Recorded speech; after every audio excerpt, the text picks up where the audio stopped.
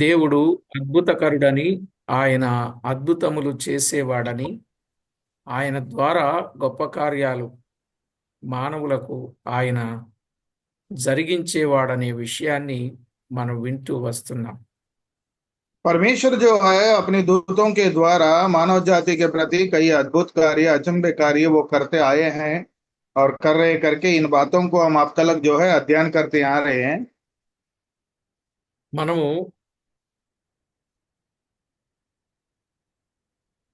భక్తుల ద్వారా దేవుడు చేయించిన కార్యములను చూచాం. परमेश्वर जो है अपनी भक्त जनों के द्वारा जो है किए हुए कार्यों को हमने देखते अब तक आए हैं। భక్తుడంటే ఎలీషా ద్వారా ఆయన బ్రతికున్నప్పుడు చనిపోయిన తర్వాత జరిగినటువంటి కార్యాలను గురించిన వివరాలు మనం వింటూ వచ్చాం. भक्त जन बोलेगा तो इलीशा के द्वारा जो है परमेश्वर ने किस प्रकार से उन्होंने आश्चर्य कर्म करते आए हैं, इन सारी बातों को हम देखते आए हैं। అలాగే ప్రభు అయిన యేసుక్రీస్తు ద్వారా చేయబడిన సూచక క్రియలు, అద్భుతాలు మనము దాదాపు ఒక 36 సంగతులు వింటూ వచ్చాం.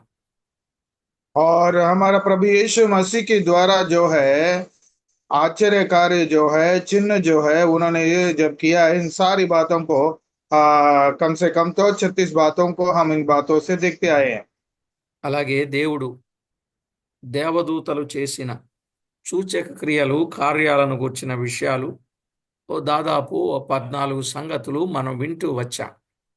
और इसी प्रकार से परमेश्वर जो है अपनी दूतों के द्वारा जो है आश्चर्य कार्य और उन्होंने की हुई कार्यों को कम से कम तो 14 तक हम तो देखते आए हैं। అలాగే దేవుడు కొంతమంది ద్వారా కొన్ని కార్యాలు లేఖనాలలో చేయించాడు. వరుసలో కొన్ని మనము జ్ఞాపకం చేసుకుందాం.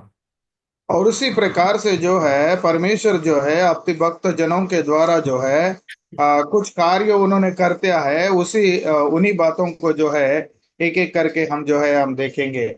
నిర్గమాకాండం 4వ అధ్యాయం 9వ వచనాన్ని చదువుకుందాం. आइए निर्गमन की पुस्तक में 4वां अध्याय और 9वां वचन को हम देखते हैं। వారు ఈ రెండు సూచనలను బట్టి నమ్మక నీ మాట వినకపోయిన ఎడల నీవు కొంచెము ఏటి నీళ్లు తీసి ఎండిన నేల మీద పోయవలను. అప్పుడు నీవు ఏటిలో నుండి తీసిన నీళ్లు పొడి నేల మీద రక్తమగుననెను. देखिए निर्गमन की पुस्तक 4वां अध्याय 9वां वचन, और यदि वे इन दोनों चिन्हों को विश्वास न करे और तेरी बात को ना माने, तब तो नील नदी से कुछ जल लेकर सूखी भूमि पर डालना, और जो जल तो नदी से निकालेगा वह सूखी भूमि पर लहू बन जाएगा। చదవబడిన దైవ లేఖనం కొరకు ప్రార్థన చేసి వాక్యాన్ని విందాం. और जो वचन हम पढ़े हैं उस वचन के लिए हम प्रार्थना करके अध्ययन करेंगे। కృపా కనికరములు గల మా దేవ, కరుణా సంపన్నుడా, మీ గణనామానికి వందనాలు, స్తుతులు, స్తోత్రములు మీ నామమునకే చెల్లించుచూ ఉన్నాము. कृपा और दया के सागर के परमेश्वर, आपकी कृपा और दया के लिए हम बहुताई से आपको धन्यवाद करके स्तुति करते हैं। సమస్త విషయాలలో తోడుగా ఉండి మేలు చేస్తూ మహిమ పొందుచూ ఉన్నందుకై స్తుతించుచు सभी बातों में हमें भलाई करके हमें आगे बढ़ाते अब तक लेकर आया, उन सारी बातों के लिए हम आपको धन्यवाद करते हैं। మీ కార్యములు ఎన్నెన్నో విధములుగా ఉండగా వాటన్నింటినీ ధ్యానం చేసే భాగ్యాన్ని ఇచ్చినందుకు స్తోత్రములు అర్పిస్తూ और आपके जो कार्य तो बहुताई तो बहुतों से होने के नाते इन सारी बातों को तो हमें बतलाते आए हैं, उनके लिए हम आपको धन्यवाद करते हैं। మా ప్రభు రక్షకుడైన యేసుక్రీస్తు నామమున వేడుచూ ఉన్నాము తండ్రి. हमारे परमेश्वर का पुत्र और हमारा उद्धारकर्ता प्रभु यीशु मसीह के नाम में प्रार्थना करते हैं, सुन के कबूल कर पिता। आमीन आमीन। ప్రభునందు ప్రియులారా, మనము చదువుకున్న దైవ లేఖనాలలో మోషే అహరోనుల ద్వారా దేవుడు చేసిన కార్యాలు లేదా సూచక క్రియలు కొన్నింటిని మనము జ్ఞాపకం చేసుకుందాం. देखिए परमेश्वर जो है अपने दास मूसा और आरन के द्वारा जो है उन्होंने जो चिन्ह किए हैं उन चिन्हों के बारे में थोड़ा सा हम अध्ययन करेंगे। ఇక్కడ నైలు నది నీటిని రక్తముగా మార్చిన సందర్భాన్ని మనం గుర్తు చేసుకుంటున్నాం. यहाँ पर जो हम पढ़े हैं ये नील नदी के कुछ जल लेकर सूखी भूमि पर डालने पर वो जल वो जो है लहू बन गया करके हम लोग देखते हैं।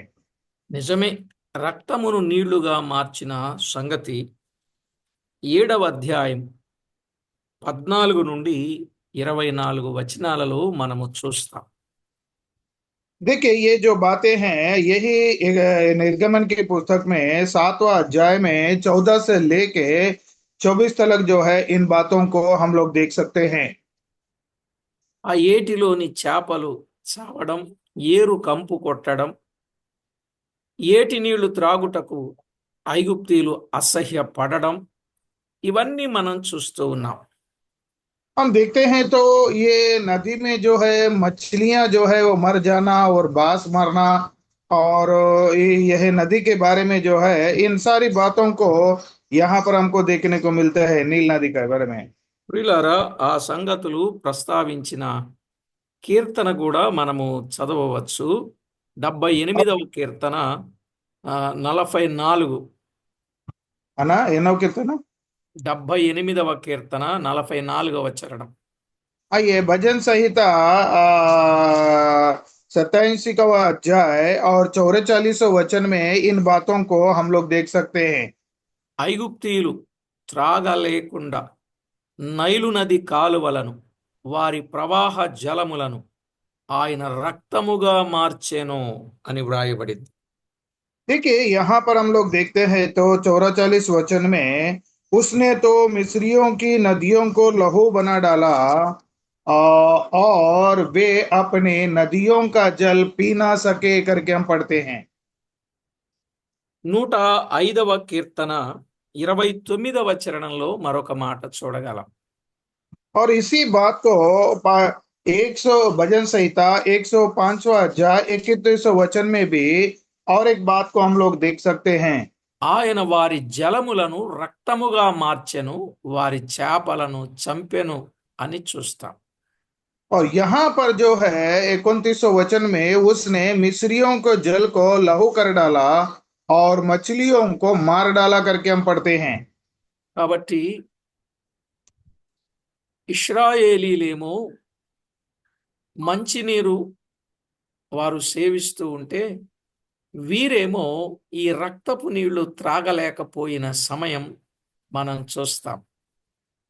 यहाँ पर जो है इस्राएल लोग जो है अच्छा जल को पीते रहे और उसी समय में जो है मिस्रियों जो है ये लहू का जल को पी ना सकने के कारण बड़े कठिनाई उनको हुआ। కాబట్టి మనకు అర్థమయ్యే సత్యం ఏమిటి? దేవుడు తన భక్తులను ఉపయోగించి తన గొప్పదైన సూచక కార్యాలు ఆయన చేసేవాడుగా ఉన్నాడు అని మనకు అర్థమవుతుంది. इसमें हमें क्या समझ में आता है? परमेश्वर जो है अपने भक्त जनों को उपयोग करके अपने बच्चों को वो संभालते हुए और अद्भुत कार्य को करने वाला परमेश्वर है करके इस बात से हमें समझ में आती है। అలాగునని నిర్గమాకాండం 8వ అధ్యాయం 1 నుండి 6 వచనాలు చదివినట్లయితే, और उसी प्रकार से निर्गमन की पुस्तक में 8वां अध्याय 1 से लेके अगर हम 6वें वचन में भी अगर हम पढ़ते हैं तो ఐగుప్తు దేశమంతటా కప్పలు వ్యాపింపజేసిరి. ఐగుప్తు దేశమంతటా కప్పలు వ్యాపించినట్లుగా చూస్తున్నాం. और ये जब हम 8वां अध्याय 1 से 6 वचन जब हम पढ़ते हैं तो मिस्र सारा देश में जो है मेंढकों को आक्रमण करते हुए हम लोग देखते हैं। ఈ కప్పలు వారి మీదికి రాగా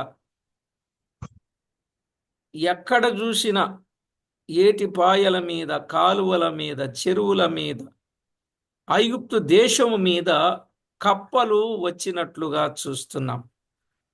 देखिए ये मिस्र देश में जो है ये मेंढके जो है जहाँ नदियों में बोलिए रास्ते पर बोलिए घरों में बोलिए जहां भी वो वहां सारा जो मिस्र में जो है वो सारे मेंढकों से भर गया करके हम लोग देखते हैं।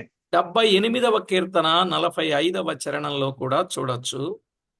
और इसी बात को जो है भजन संहिता 27 और 45 वचन में भी हम लोग देख सकते हैं। 105వ కీర్తన 30వ చరణంలో కూడా చూడొచ్చు. और उसी प्रकार से 105 और 30 वचन में भी हम लोग देख सकते हैं। కనుక దేవుడు ఎలాగున తన భక్తుల ద్వారా కార్యాలు చేయిస్తున్నాడో మనము గమనించాలి. इस प्रकार से परमेश्वर जो है अपनी भक्त जनों के द्वारा किस प्रकार से अद्भुत कार्य करते हैं इस बात से हमें समझ सकते हैं। అలాగే నిర్గమాకాండం 8వ అధ్యాయం 16 నుండి 19 వచనాలు మనము చూడవచ్చు. और उसी प्रकार से निर्गमन की पुस्तक जो है 8वां अध्याय 16 वचन से लेके 19 वचन तक भी हम लोग देख सकते हैं। ఇక్కడ ఆ దేశపు ధూళిని పేలుగా మార్చిన సందర్భం. और उस देश में जो है कुटियों के झुंड से भरता हुआ हम लोग देखते हैं। ఐగుప్తు దేశమంతట ఉన్న ధూళి అది పేలుగా మారెను అని 17వ వచనంలో ఐగుప్తు దేశమంతటను ఆ దేశపు ధూళి అంతయు పేలాయను. देखिए हम लोग देखते हैं तो वो सारा मिस्र देश में जो है कुटियों से झुंडों से भर गया करके हम लोग देखते हैं। కాబట్టి ప్రభు మరొక సూచక్రియను చేసినట్లుగా చూస్తాం. और परमेश्वर जो है और एक चिन्ह को करते हुए हम लोग देख सकते हैं। కీర్తన 105వ కీర్తన 31వ చరణంలో ఆ మాట వ్రాయబడింది. और 105 भजन संहिता में उस बात को हम लोग देख सकते हैं। नोट आई था ना 31. 31 वचन में। ఇక 4వది నిర్గమాకాండం 8వ అధ్యాయం 20 నుండి 31. और एक चौथी बात को हम लोग देखते हैं तो निर्गमन की पुस्तक में 20 से लेके 31 वचन तक हम लोग देखते हैं। ఇక్కడ ఐగుప్తు దేశమంతట ఈగలను వ్యాపింపజేసిరి. ఐగుప్తు దేశమంతట ఈగలను వ్యాపింపజేసిరి. देखिए यहाँ पर सारा मिस्र देश में जो है वो डसो करके लिखे है और मक्खियों से भर दिया करके हम देखते हैं डसो। ఈ ఈగలు ఐగుప్తీల ఇండ్ల మీద వారున్న ప్రదేశముల మీద భూలోకమంతా కూడా ఈ ఈగల గుంపు నిండినట్లుగా అయ్యింది అని చెప్పాడు. देखिए ये है जो डसे जो है ये मक्खियां जो है सारा मिस्र देश में और सारे जगह पर सारा संसार में वो भर गया करके ये हम लोग देखते हैं। అంటే గోషేను దేశమును వినాయించెదను, అక్కడ ఈగల గుంపులు ఉండవు. గోషేను దేశములో ఈగలు లేకుండా చేశాడు. और उसी प्रकार से गोशेर का नामक कहलाने वाला प्रांत में जो है वहां पर जो है डसो या वहां पर मक्खियां नहीं है करके भी हम लोग देखते हैं। 78వ కీర్తన 45లో చూస్తాం. और ये बात को जो है भजन संहिता 27वां अध्याय 45वां वचन में देखते हैं। అలాగే 105వ కీర్తన 31లో కూడా చూస్తాం.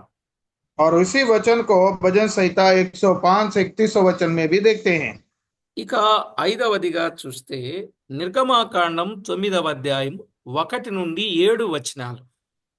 और अभी पांचवी बात को अगर हम लोग देखते हैं तो वही निर्गमन की पुस्तक 9वां अध्याय 1 से लेके 7 वचनों को हम लोग देखते हैं। ఈ భాగంలో ఐగుప్తీల పశువులన్నింటికి తెగులు వచ్చినట్లుగా, మిక్కిలి బాధకరమైన తెగులు వచ్చినట్లుగా మనము చూస్తాం. देखिए ये जो हम लोग देखते हैं तो मिस्र देशियों पर जो है पशुओं की मौत आते हुए हम लोग देखते हैं। सारी मिस्र में जो है पशुएं जो है मौत में आता हुआ हम लोग देखते हैं। యెహోవా ఇశ్రాయేలీల పశువులను ఐగుప్తు పశువులను వేరుపరచను, ఇశ్రాయేలీలకున్న వాటన్నింటిలో ఒక్కటైనను చావదని హెబ్రీల దేవుడగు యెహోవా సెలవిచ్చుచున్నాడని అతనితో చెప్పుమని 4వ వచనంలో స్పష్టంగా మనం చూస్తాం. देखिए 9वां अध्याय 4 वचन में अगर हम लोग देखते हैं तो परंतु यहोवा इसराइलियों का पशुओं में और मिस्रियों के पशुओं में ऐसा अंतर करेगा कि जो इसराइल के हैं उनमें कोई भी न मरेगा, और मिस्रियों का जो है सब पशु मर जाएंगे करके इसराइल का परमेश्वर यहोवा यह बातें करते करके हम लोग देखते हैं। ఇక 6వదిగా మనము చూసినట్లయితే और भी 6वीं बात को अगर हम लोग देखते हैं तो నిర్గమాకాండం 9వ అధ్యాయం 8 నుండి 11 వచనాలు. और निर्गमन की पुस्तक 9वां अध्याय 8 से लेके जो है 11 वचन तक हम लोग पढ़ते हैं। ఐగుప్తీయుల అందరికీ కూడా దద్దుర్లు కలుగజేసిరి సన్నపు ధూళి వలన. 9వ వచనం, సన్నపు ధూళి ఐగుప్తు దేశమంతటా మనుషుల మీద జంతువుల మీదను పొక్కులు పక్కులు దద్దుర్లగునని తేటగా చెప్పినట్లుగా చూస్తాం. देखिए 9वां अध्याय 9वां वचन में हम लोग ये बात पढ़ते हैं। तब वह सूक्ष्म धूल होकर सारे मिस्र देश में मनुष्यों और पशुओं दोनों पर फफूंद और फोड़े बन जाएंगी करके हम लोग पढ़ते हैं।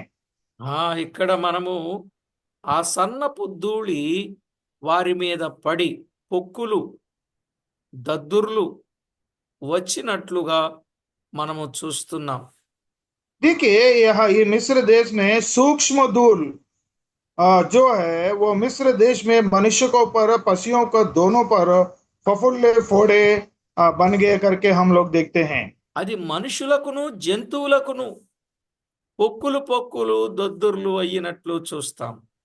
और वो जो है मनुष्यों को और पशुओं को दोनों को फफोले और फोड़े बन गए करके हम लोग पढ़ते हैं। ఇక 7వదిగా నిర్గమాకాండం 9వ అధ్యాయం 13 నుండి 25 వచనాలు. और 10वीं बात अगर हम लोग देखते हैं तो यही निर्गमन की पुस्तक में 9वां अध्याय 13 से लेके 25वां वचन तक हम देखते हैं तो ఇక్కడ ఐగుప్తీయులకు మిక్కిలి బాధాకరమైన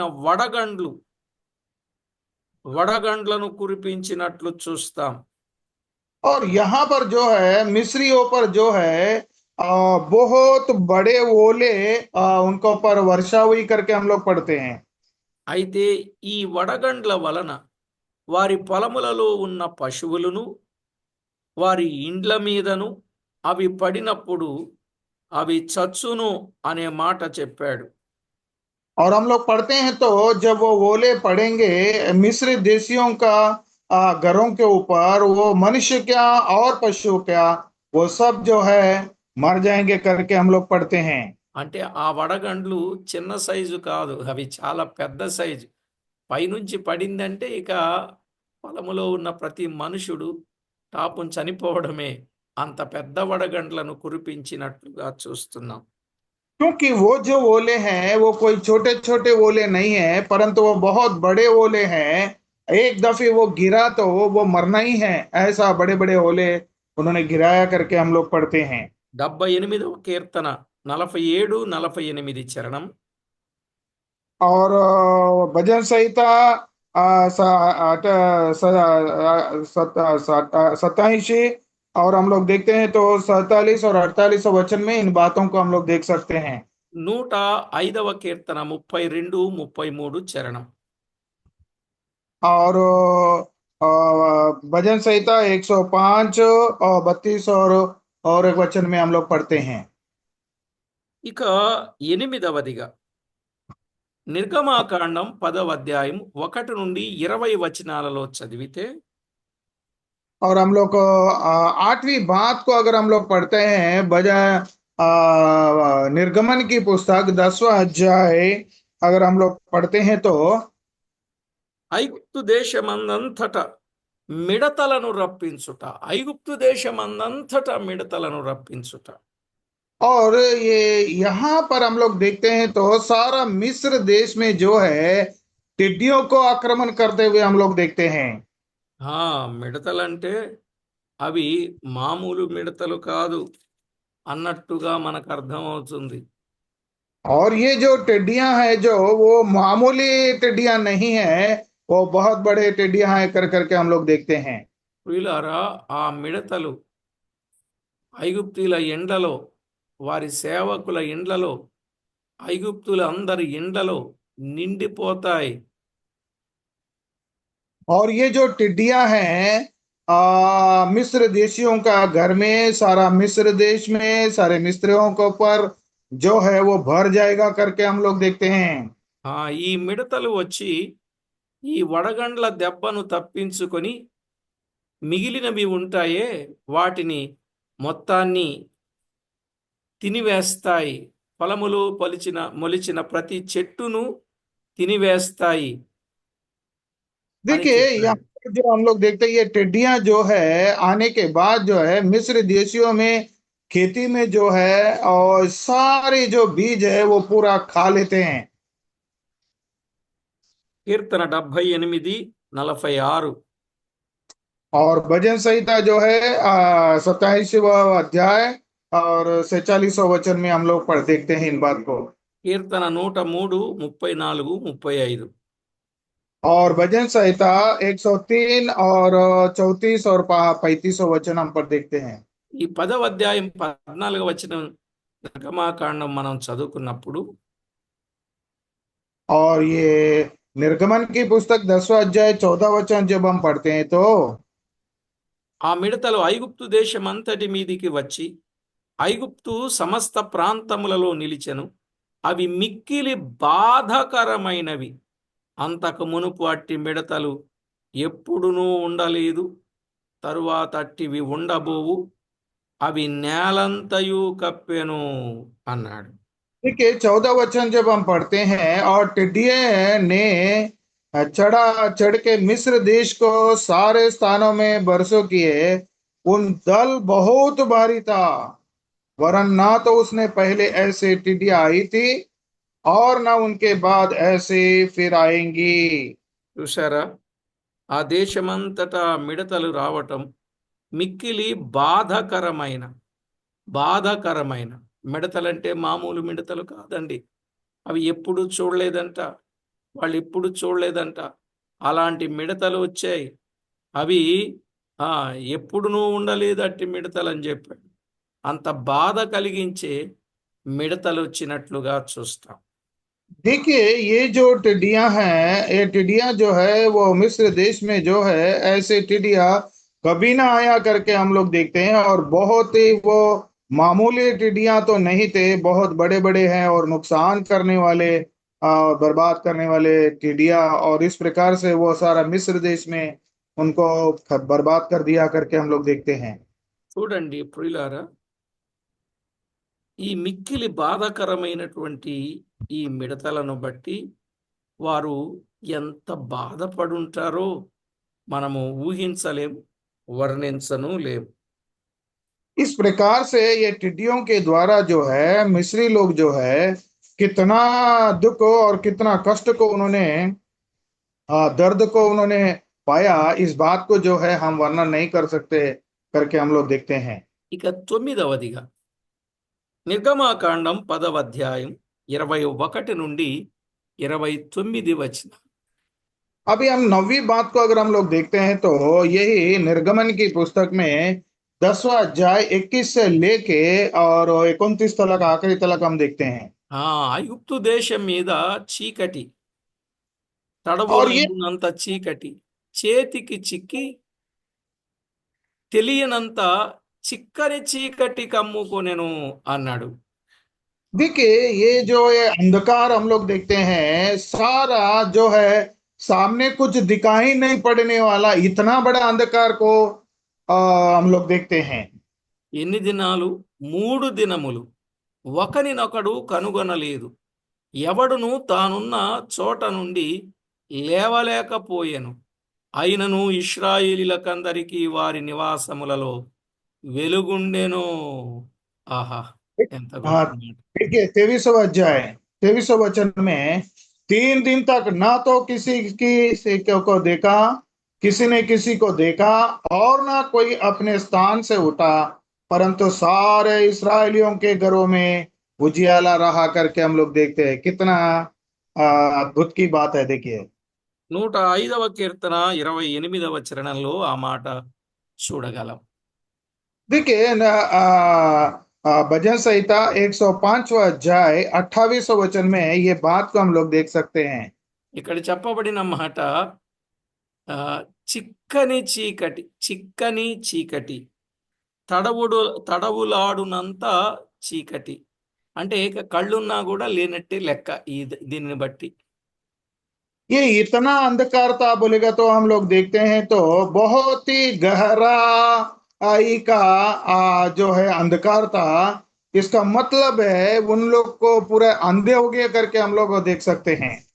కనుక ప్రభునందు ప్రియులారా, దేవుడు చేసిన ఈ గొప్ప కార్యాలు ఇక 10వదిగా మనము జ్ఞాపకం చేసుకుంటే, आइए इस प्रकार से 9 जो अद्भुत कार्य परमेश्वर चिन्ह उनके बीच में किया। अभी 10वां अगर हम लोग देखते हैं तो నిర్గమాకాండం 11, 12 అధ్యాయాలు. और अभी जो है निर्गमन की पुस्तक जो है 11 और 12वां अध्यायों में हम देख सकते हैं। ఐగుప్తీయుల ప్రథమ సంతానం మృతి నొందినట్లు చూస్తాం. और यहाँ पर जो है मिस्र देशियों का पहिलौठों की मृत्यु की चेतावनी हम लोग देखते हैं। కనుక మన జీవితంలో వ్రాయబడినటువంటి వాస్తవిక సత్యాన్ని ప్రతి ఒక్కరూ గుర్తించి, దేవుడు ఎంత గొప్ప కార్యాలు చేయగలడో, అది కూడా దేవుని ప్రజల పక్షంగా అనేది మనం గుర్తించాలి. इसमें हम गौर करने की और सीखने की बात यह है कि परमेश्वर जो है अपने प्रजा का प्रति किस प्रकार से संरक्षण करते हुए और अद्भुत कार्य और अचंभे कार्य करने वाला परमेश्वर है के इन सारे वचनों में हमको देखने को मिलते हैं।